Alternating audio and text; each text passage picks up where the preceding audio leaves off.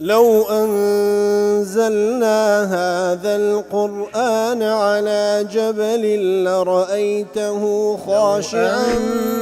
أنزلنا هذا القرآن على جبل لرأيته خاشعا أنزلنا هذا القرآن على جبل لرأيته خاشعا متصدعا من خشية وتلك الأمثال نضربها للناس لعلهم يتفكرون.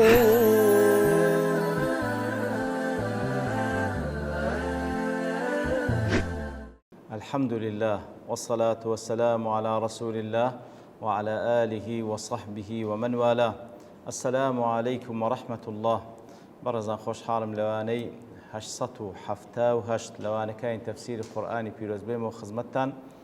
بس رزامندي رب العالمين وهي دارم أوي آزي السودي لور بقرن. أعوذ بالله من الشيطان الرجيم. بسم الله الرحمن الرحيم. يسألونك عن الساعة أيان مرساها قل إنما علمها عند ربي لا يجليها لوقتها إلا هو ثقلت في السماوات والأرض لا تأتيكم إلا بغتة يسألونك كأنك حفي عنها قل إنما علمها عند الله ولكن أكثر الناس لا يعلمون. والله خوشي وسنا والكواني رابردوش كما قال خدمة دواتي بيروزا دابوين دفرمي يا رسول الله صلى الله عليه وسلم برسال لذ كان درباري هاتني قيامة أيان مرسا كيني دقاتا أو لحظة كوا قيامة دقومي نزا أكو باس ما كلا كو تايواني رابردو يسألونك عن الساعة أيان مرساها لرسوي هاتي الرسو دائما لفظي كلبو سفينة بكار ده هندري واتا أوشتا قرسي كوا لزيقاك دوستي بيغوتري رسو وكو سفينة وكشتي قورا يتر جاين دنيا شبهان دي بكشتيك أو بحركتي دا دروا بريتي لزمن أو زيقاكتي دا را دوستي مينا وكوتاي بيدي برسيار لذا كان كيني كشتي دنيا دوستي لنا وبحري زمنو كوتاي بجياني دنيا دي قل إنما علمها عند ربي لا يجليها لوقتها إلا هو پێیان بڵێ کەوا علمی هاتنی قیامەت علمی هاتنی کاتەکەی قیامەت عند ربي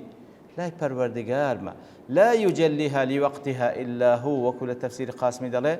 أي لا يظهرها في وقتها إلا هو لكاتي وابن كاتي هاتنكي هیچ کەسێک ناتوانی کاتی هاتنەکەی بەدیار بێخی إلا ذاتی الله نبي وكل تفسير سعد دلي أي لا يظهرها لوقتها الذي قدر أن تقوم فيه إلا هو هيت كسك ناتواني كاتكي كوا تقدير كلا لو كاتبه ديار بك إلا أو ذات نبيك الله وكل معارج دلي والمعنى لا يكشف ولا يظهر العلم بوقت قيام الساعة هيت كسك ناتواني كشفي أو وقتي بك كوا تكاتك روج قيام الداده إلا ذات الله نبي ولا يكون هذا الكشف والإظهار إلا عند قيامها كاتيك بديار ديخيتن كوا فعلا رددا سبحان الله كاتيك خواي قورا علمي هاتن قيامة بديار ديخي لو كاتيك كوا رددا لو كاتيك رددا يتركسيش ناتواني بابلين رودان قيامة بقومين إلا ذاتي الله نبي كواتا علم كشبها ما شوى علمي هاتنكي إلا أو كاتا كوارود دا كشف دبي تشيش بابلين يقيم الساعة أو قيامتي دين إلا الله هل أو ذاتش كوا أو كاتا كشفي ذكاء لا يجليها لوقتها أي في وقتها أو عند وقتها كواتا هيز كسق ناتواني كشفي بكا لكاتي هاتنكي تنها الله نبي سبحانه وتعالى. وهذا يدل على أن الله عز وجل قد قضى وبلغير سروي الله سبحانه وتعالى برياردا بأن لا يعلم بوقت قيام الساعة خواهي قول برياردا وكوا هيج كسيك علمي أوي بياندات كواسكاتي رجع قيام الدادة أحدا من خلقه هيج يقنا مخلوقات كان أو بأن لا يستطيع أحد الإعلام بوقتها إلا هو يعني هيج كسيك ناتواني كاتكي دياري بكاتن إلا بخوي نبي سبحانه وتعالى وهو لا يعلم به إلا عند وقت قيامها. هیچ کەسێکیش یاخود هیچ کاتێک خوای گەورە هیچ کەسێک ئاگادار ناکاتەوە ئیلا ئەو کاتە نەبکەوە فعلا کاتی قیامەکەی و کاتی ڕوودانەکەیە. هذا قضاء مبرم لا تغيير فيه ولا تبديل. بڕیارێکی کۆتاییە هیچ گۆڕانکاری بسەردانە. خوای گەورە کەشفی هاتنی ڕۆژی قیامەت ناکە لە بۆ هیچ کەسێک حتى پێغەمبەران عەلەیهیم سڵاو وسەلام حتى مەلایکەتەکان هیچ کەسێک نازانی کەشفی هاتنی وەختەکەینا ئیلا ئەو کاتەی کەوا ڕوودەدا ئەو کاتە خوای گەورە کەشفی دەکا. هیچ کەسێک ئەو توانای نییە ئەو عیلمە بداتن تەنها ئەڵڵا نەبی. وقول الرسول صلى الله عليه وسلم للسائلين هذه العبارة يتضمن معنى كاتك فرمان پیغمبرك صلى الله عليه وسلم بوشي ولامي امداتوا سلا خود اقرأ معناه أولا خود اقرأ أن الله عز وجل لا يعلمني به واتا خواهي قولا بمنيش نالي ولو سألته وألحفت في هذه المسألة ولو أقر برسياريج بكم إلحاحيج بكم خواهي قولا بو هيت كسك كشفناك. وكل أضواء البيان لأن هذه الآيات الكريمة تدل على أن وقت قيام الساعة لا يعلمه إلا الله عز وجل. أو آتا بلغي لسروي هاتني الروج قيام هيت كسيق نايزاني تنها الله نبي سبحانه وتعالى وتسندين آتي دي كش هاتي درباري أو بابته كوا علمي هاتني قيامة تنها خوات زاني لو أنا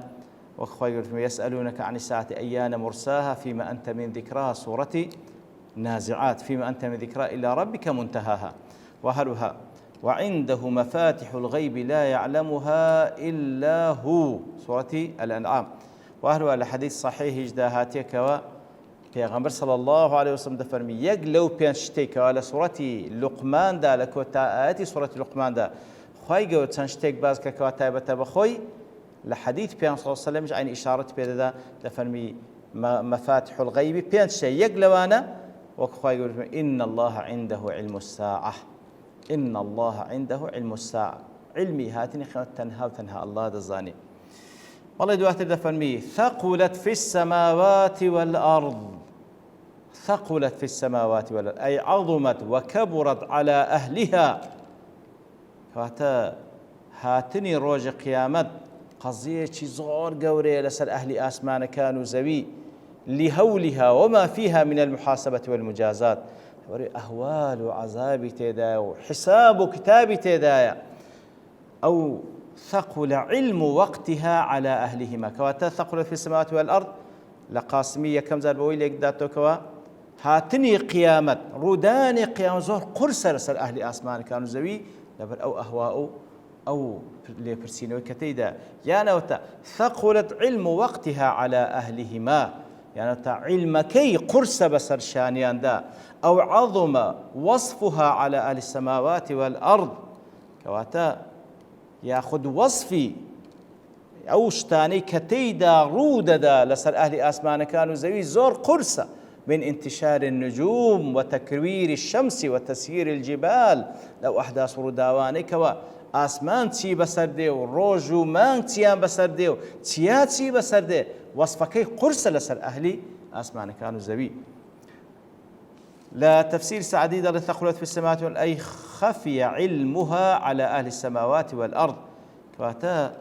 ضلي واتا ثقل على السماوات والأرض واتا خفي علمها واتا علم بهات روج قيامت اشتيش مخفية وشاراوية بالنسبة لأهل آسمان وزوي واشتد أمرها أيضا عليهم وهلوها كاريجري أو قضيش كرودة دا لسريان زور قرصة فهم من الساعة مشفقون.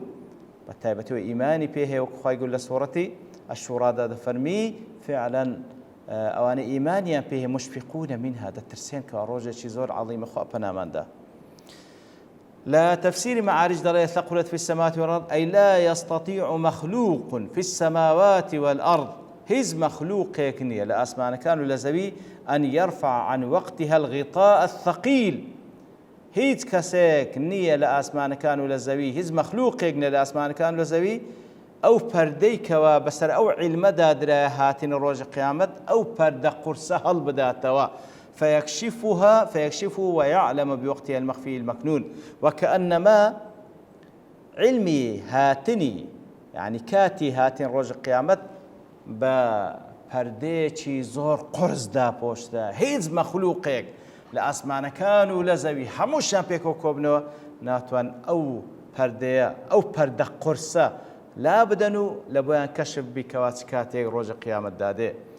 وذلك لأن الثقيل هو الذي لا يستطيع المخلوق رفعه وحمله خواهی گەورە هاي تشبيه کردن لەبەرەوەی شتێک قورس بی مەخلووقێک ناتوانی بەرزی بکاتەوە شتە قورسەی وهنا تنطلق أذهاننا إلى الأمور المعنوية الثقيلة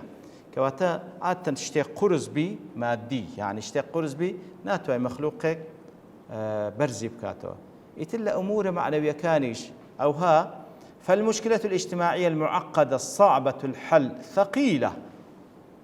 يعني مشكلة كومالاتي هي والله زور آلوزة زور آلوزة دريز حلكي زور قرصة لا يستطيع المعالج حلها كسك بيو تسار سريب كتسار سريب يناكره وناتوان كليلة كان بدوزي توا ويتربو الشيوة حتى لمعادلة رياضياتي كواسري ليدر نسله زور قرصة يعني أولى أفضل لا خوشمان لبشتي معنويش بكار ده هندري نقل بوشتي مادي فقط شتي مادي كواشتي قرص بيت الناستي يترشتيش معنوي تشيش كومالاتي زور آلوزة ده والله قرصة بهم حل نابي معادلة رياضياتية قرصة بهم حل نابي وكذلك نقيضه وهو عدم التناهي في الكون من الأمور المعضلة الثقيلة لا يستطيع عقل أن ينهي التساؤل عند واحد منها مع أنهما نقيضان لابد من واحد منهما أما ما يستطيع المخلوق فهو إما خفيف بالنسبة أو مساوي لقوته كواتا أو كوا مخلوقك كذا تواني شتيك هالبقري يانا وتل بالنسبة خفيفة وسهلة يانا وتل بابلين بالنسبة خوي سهلة آسانة سوكة يانا وتل لبو قوته مكافئة ومقابلة وقد يكون الشيء الواحد ثقيلا بالنسبة إلى بعض المخلوقين وخفيفا أو مساويا إلى قدرات آخر الشد هي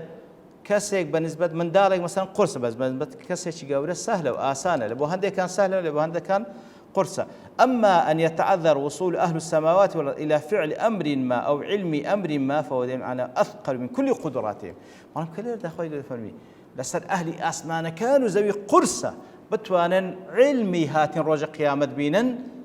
وشتيش زور عزيبة إذ تظل قدرات بالنسبة إليه طائشة قدرتيان برامبر با كشف كردين أو علمي هم توانايان شتيش الطائشة شتيشي هيت قيمته تشينية ويبقى هو في موضعه ثقيلا قضيك بابن هاتين رجع قيامة لزي خوي قرصة همو علمي بشري ناتوان كشف بكاكا وكان جندي فلا تستطيع قدراتهم رفعه إلى حيث يسخرون أو يعلمون كواتا همو قوة خوان ترخان بكان لبوي كوا